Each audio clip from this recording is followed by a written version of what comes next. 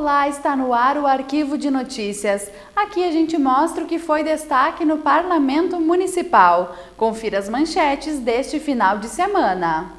Metas da LDO para 2020 são debatidas em audiência pública. Pedro Danelli faz homenagem a João Alberto, um talentoso estofador que é destaque por recuperar veículos antigos. E ainda, vereadores comentam votação em primeiro turno da reforma da Previdência.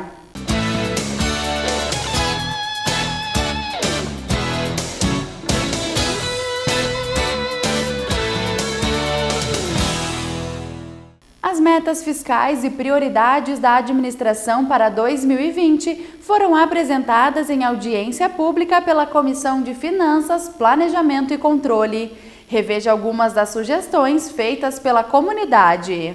O CMP Sindicato apresentou as principais demandas dos professores. Eduardo Albuquerque cobrou o pagamento do piso nacional e a consolidação do projeto que abre bolsas de mestrado na área da educação. Já por 2 anos o governo municipal ele não consegue cumprir esse piso no nível A, nos primeiros níveis do nosso quadro de carreira. E com isso ele criou o Instituto do Completivo, que na verdade não é salário, não agrega no próprio quadro de carreira e nas promoções, e é algo que nós temos que sanar e a gente entende que pode ser feito agora através da LDO.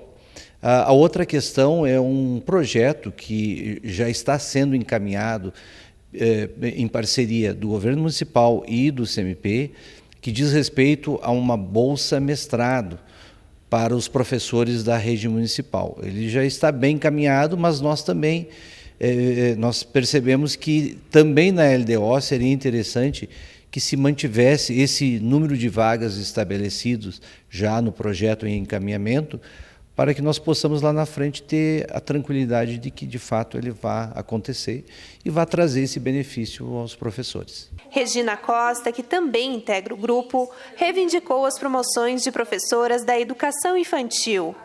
Segundo ela, o benefício para o nível 3, que diz respeito à pós-graduação, ficou congelado nos últimos 6 anos. Então, essas professoras foram, se qualificaram, no entanto, elas não receberam a sua promoção. Gostaria de ressaltar, assim, que é um momento histórico da categoria, né? Porque nunca antes a gente teve problemas, né? Voltado à questão das promoções. Hoje são mais de 140 professoras aguardando essas promoções. Agora, no mês de outubro, esse número ele vai aumentar. Então, a gente faz uma média de em torno aí de 150 professoras para outubro, né, que seria o mês onde seriam promovidas. Os prejuízos, assim, estão em torno de R$45 mil. Então, assim, essas professoras, se tem toda uma expectativa, né, para que a administração municipal venha a incluir na lei orçamentária, considerando que foi um problema criado por esta administração. Até então, a gente nunca viveu isso, né, na categoria. Então, é uma demanda criada por essa administração. A gente gostaria que, de fato, né, o nosso administrador pudesse estar encaminhando essa pauta, considerando que não queremos aí deixar uma herança futura para os próximos administradores e que a gente possa resolver essa problemática da melhor forma. Na área ambiental, inicialmente, o presidente do Grupo Ecológico Sentinela dos Pampas cobrou do município a efetivação de demandas feitas em outras audiências. Paulo Cornélio também focou o pedido em torno da proteção de áreas de preservação permanente. Nascentes, margens de rios, e também as unidades de conservação que nós temos em Passo Fundo, como o caso do Parque Municipal do Pinheiro Torto. A única unidade de conservação que nós temos em Passo Fundo municipal e que tem uma rica fauna e uma rica flora, mas infelizmente ainda não está sendo contemplada com todas as propostas que nós já colocamos nos últimos anos. A segunda questão também é no Parque Municipal do Arlindo Raz, uma outra área importante significativamente, que nós temos que fazer com que ela seja semelhante ao Parque do Banhado da Vergueiro, mas que não está recebendo a atenção adequada, principalmente a nível de políticas e a nível de recursos públicos para isso. Já apresentamos em outros momentos, mas não conseguimos ver ainda elas contempladas. Além disso, também o fortalecimento das políticas relacionadas à área da educação ambiental, aonde entra os trabalhos que que está sendo realizado principalmente pelo programa da Agenda 21 em nosso município. A Agenda 21 também sugeriu a criação de um programa de incentivo ao saneamento básico. Ademar Marques diz que é preciso viabilizar recursos para fazer a ligação do esgoto na rede coletora. Nós sabemos da importância que o saneamento tem para a qualidade de vida da população. Passo Fundo também tem avançado neste aspecto quando disponibiliza em até, com o contrato que tem com a Corsan, até 2021 ou 2023, vai até 55%. Isso é um avanço considerando o que nós temos em todo o Brasil e no próprio Rio Grande do Sul. Contudo, nós temos observado, e os dados têm demonstrado isso pela Corsan, que não há ligação à rede que está disponibilizada. Então, nós estamos propondo que no orçamento inclua a ligações para a rede de esgoto, que seja promovido, incentivar a população, criar condições que elas possam realmente fazer toda essa ligação junto à rede de esgoto. Aí sim, nós vamos estar evitando poluindo o meio ambiente, os recursos hídricos, as nossas matas ciliares, porque a gente sabe que o esgoto ele traz consigo não só o odor, mas uma série de outros vetores que vêm prejudicar o meio ambiente. Os vereadores se manifestaram sobre observações feitas pelos participantes. Sal Spinelli comentou alguns pedidos e parabenizou o executivo. A questão dos recursos hídricos, que aponta aí problemas no abastecimento de água em Passo Fundo por uma série de comprometimentos de recursos naturais.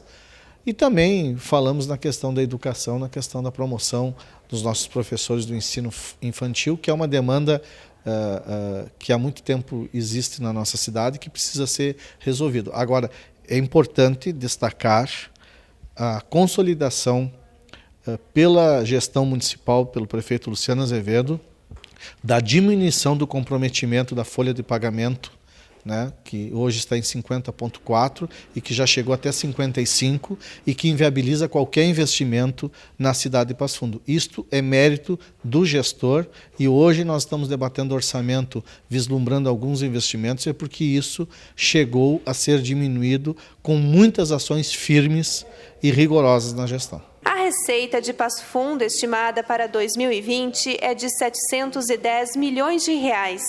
O presidente da Comissão de Finanças explicou que o Legislativo tem até 12 de agosto para protocolar emendas à LDO. A votação está prevista para o dia 21. O vereador Alex Necker avaliou de forma positiva o debate público. A audiência pública ela cumpre o papel de ouvir a comunidade.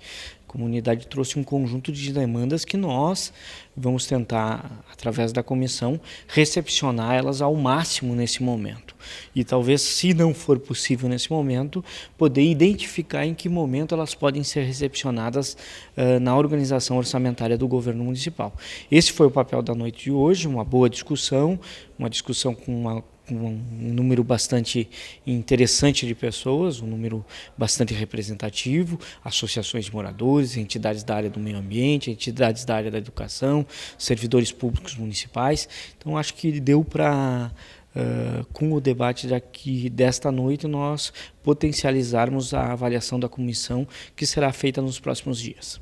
E o Arquivo de Notícias faz agora um rápido intervalo e no segundo bloco mostra a homenagem do vereador Pedro Danelli a João Alberto Dalbianco.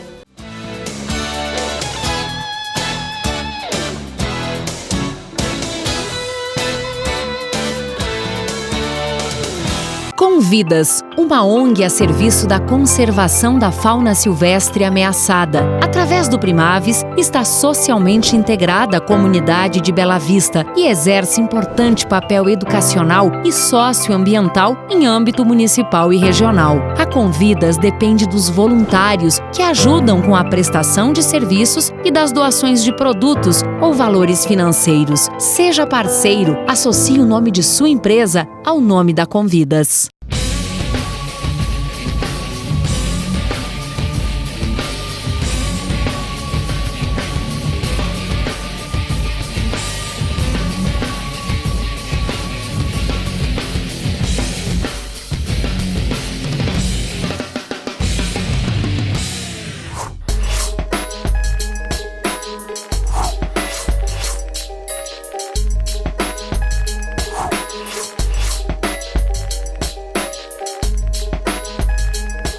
direitos aumentaram muito.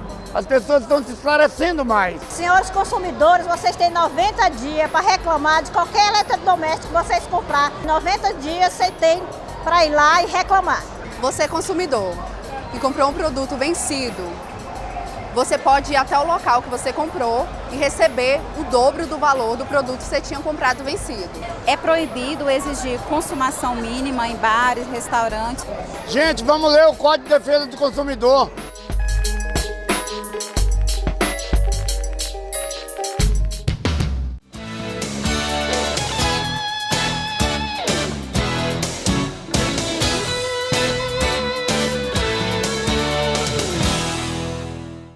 Com frequência, os parlamentares utilizam a tribuna da Câmara para prestar homenagens a empresas ou pessoas que se destacam em nosso município.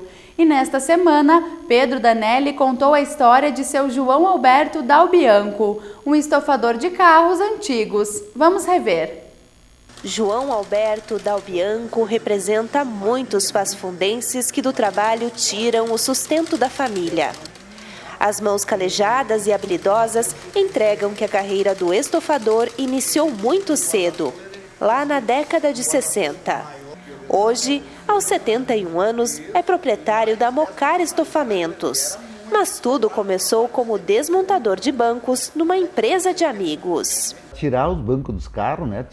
Sacar do lugar, que aquilo, a maioria dos carros era parafusado por baixo do assoalho, né? A maioria era carro importado. E a gente, então, eu tinha o trabalho de desmontar e consertar as molas, que antigamente era tudo com mola, né? Consertar as molas, fazer a amarração das molas todas, que normalmente não vinha, né? Para que elas trabalhassem em conjunto, que ficasse uma coisa mais firme, né? E daí eu largava, vamos dizer, já com as molas consertadas, com uma forração em cima, e naquela época não tinha espuma, era algodão e às vezes até com crina, aquela crina vegetal. Então a gente fazia esse preparo todo e aí os profissionais que cortavam e costuravam e que montavam as capas, faziam montador e cortador, costurador e tal, mas eu deixava pronto para eles. E aí com o tempo fui evoluindo e pegando o lado deles também, né? Que continua até hoje. O nosso entrevistado tem aquelas histórias de persistência e otimismo que dá gosto de ouvir. Ao lado da máquina de costura, companheira há mais de 50 anos, ele conta com um sorriso largo os frutos colhidos através do ofício simples. Me deu trabalho, ela me deu confiança, ela me deu assim, poder ter uma família, né? Uma excelente família, até por sinal. E então eu sinto, a minha satisfação maior é essa aí, sabe? E sentir também das pessoas que a gente faz o serviço, sentir que elas olham assim e muitas delas chegam assim, mas ficou uma maravilha, ficou melhor do que eu esperava.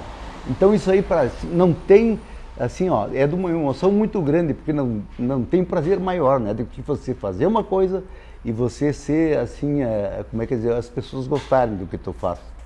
O amor pela profissão é evidente e fez seu João se aperfeiçoar no negócio.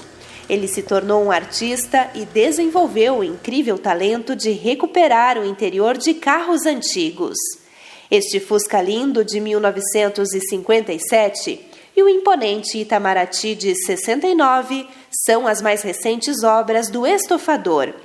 Os veículos foram totalmente reformados, mantendo as características originais. O que antes estava corroído pelo tempo, aqui fica novinho em folha.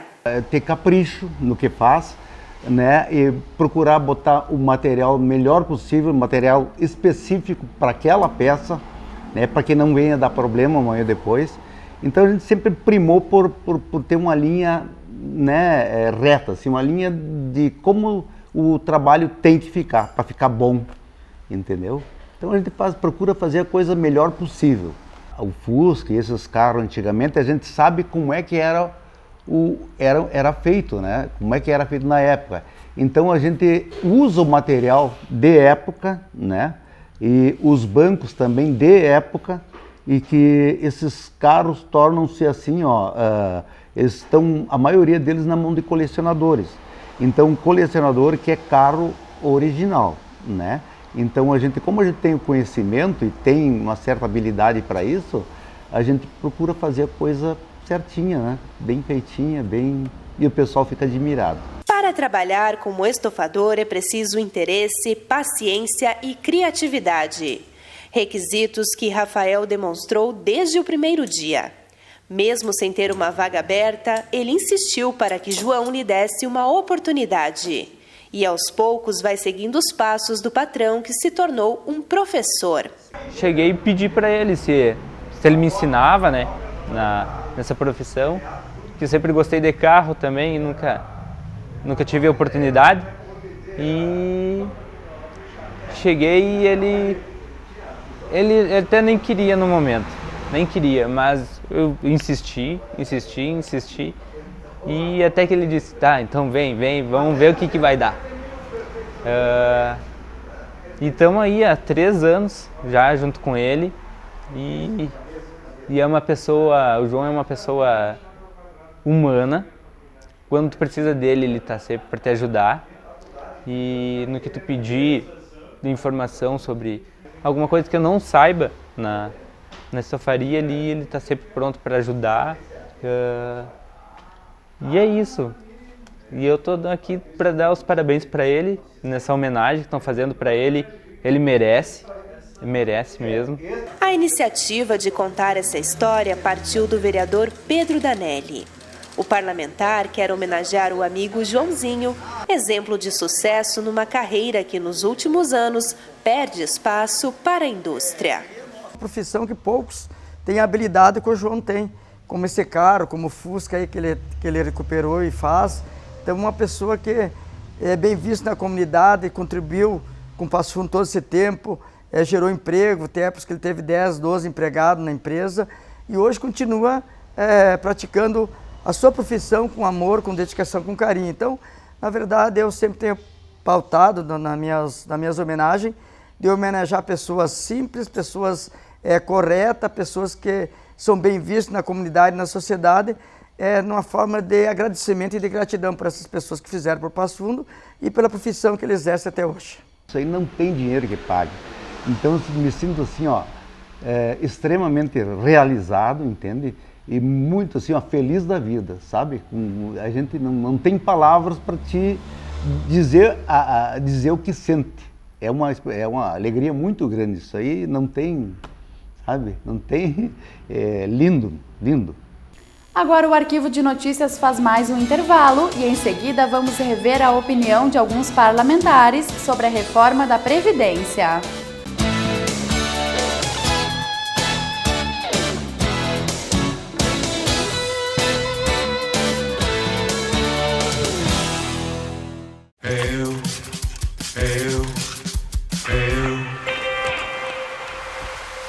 Agora eu tenho uma razão pra viver. Agora eu posso até gostar de você. Completamente eu vou poder me entregar. É bem melhor você sabendo se amar. Eu me amo. Quem se ama, escolhe viver. Se escolher beber, escolha não dirigir. Balada segura. Detran RS. Governo do Estado. Todos pelo Rio Grande. Quem doa sangue regularmente pode estar ajudando uma pessoa que nunca viu na vida.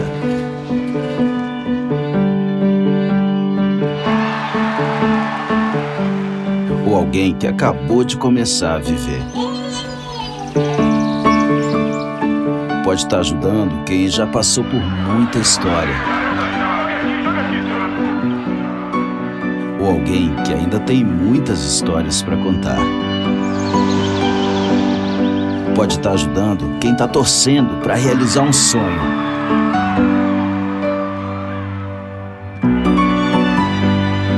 Ou alguém que está torcendo para ser ajudado.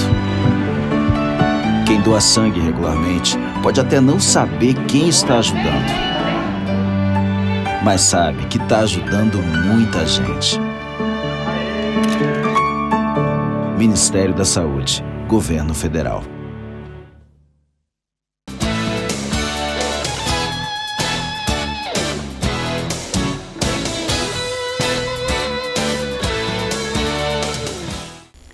A Aprovada em primeiro turno, a reforma da Previdência deve ser apreciada novamente no Congresso Nacional nas próximas semanas.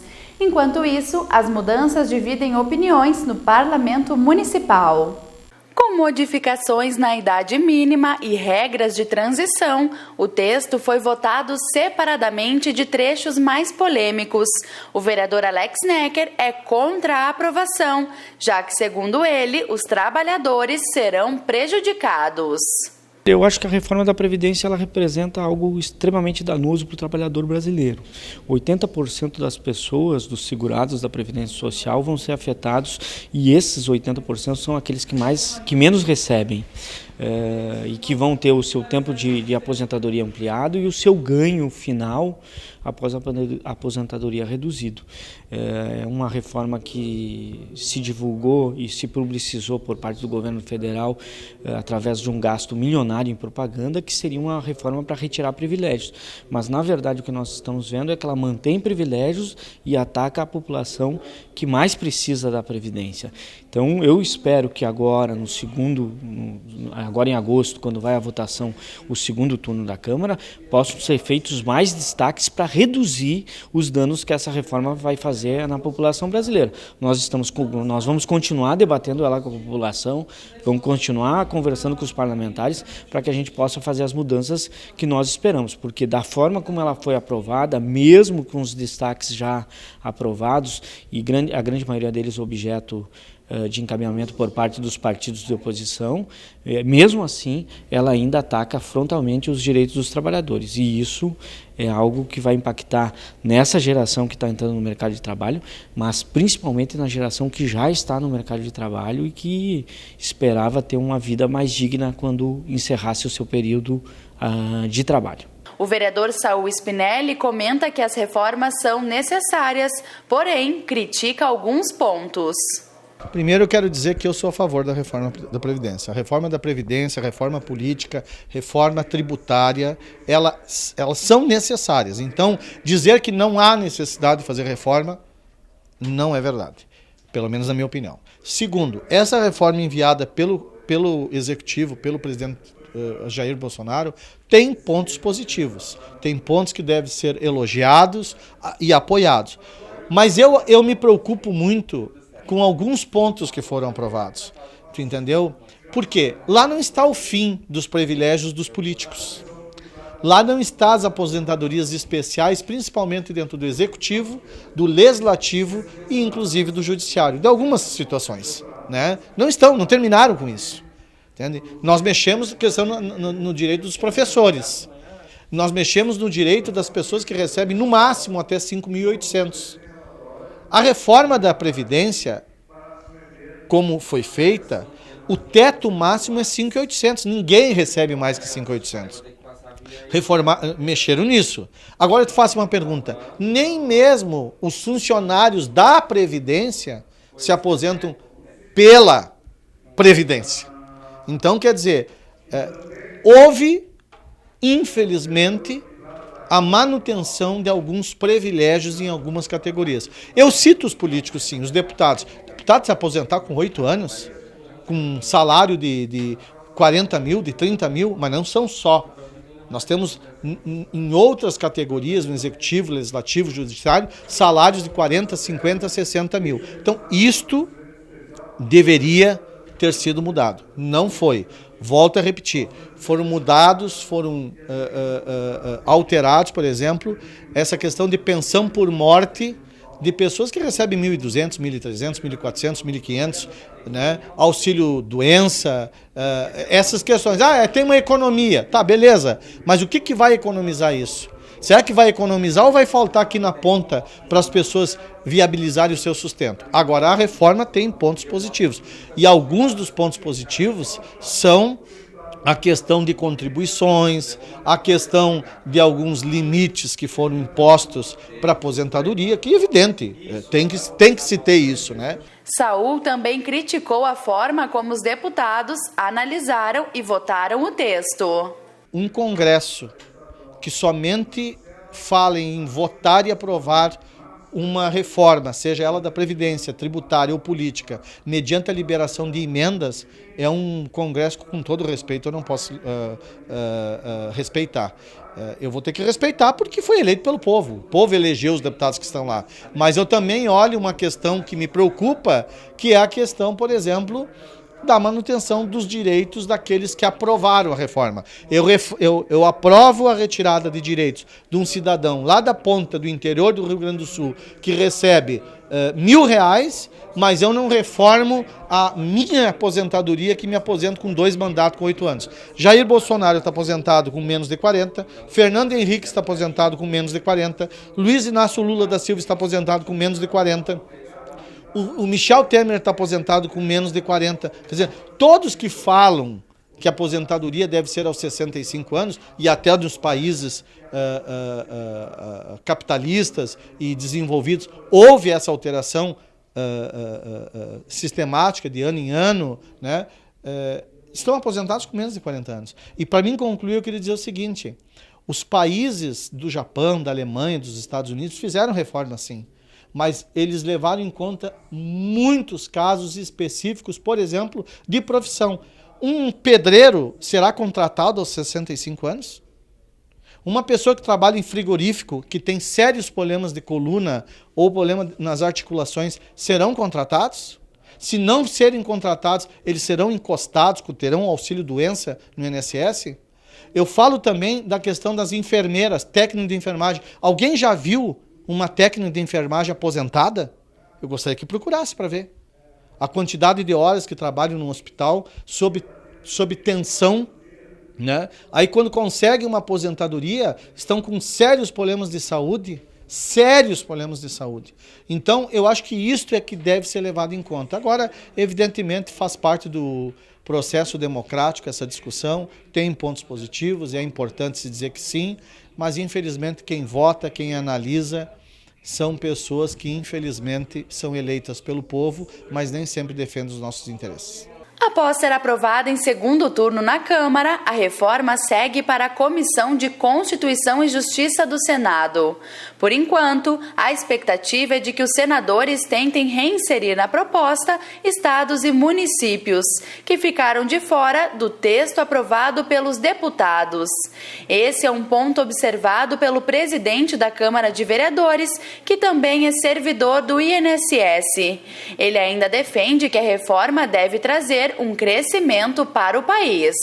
O que existe no Senado, um indicativo, principalmente pelo senador Tasso Gereissati, de incluir os municípios e os estados. Eu vejo como salutar isso, porque se nós estamos numa época que a Previdência está quebrada e isso é déficit, né? E isso é uma revisão, a reforma está sendo feita para isso, então os estados estão mais quebrados ainda, os municípios estão mais ainda. Então, se nós temos que todo mundo pagar a conta, que seja contemplada a maioria. Mas acho difícil passar, a pressão dos deputados, dos governadores, principalmente do Nordeste, é muito grande para que a reforma não contemple o estado e o município. Vejo de que, se não fizer isso a nível nacional, depois a Assembleia Legislativa, ou mesmo os municípios, não farão. Então, ela ficará pela metade. E também falo de que se a reforma da Previdência serviu para destravar outras reformas, por exemplo, a reforma trabalhista, a reforma tributária e também a reforma eleitoral, valeu a pena. Agora, se ela for só ela, eu tenho certeza que ela não vai atingir os objetivos. Porque eu verifiquei assim com alguns deputados, lá estavam em Brasília, de que eles não têm segurança dos números apresentados.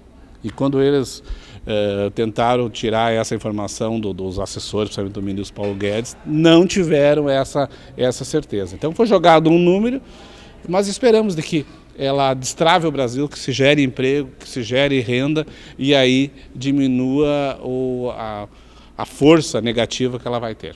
E nós encerramos o Arquivo de Notícias com as imagens que marcaram a semana. Obrigada pela sua companhia e uma boa noite.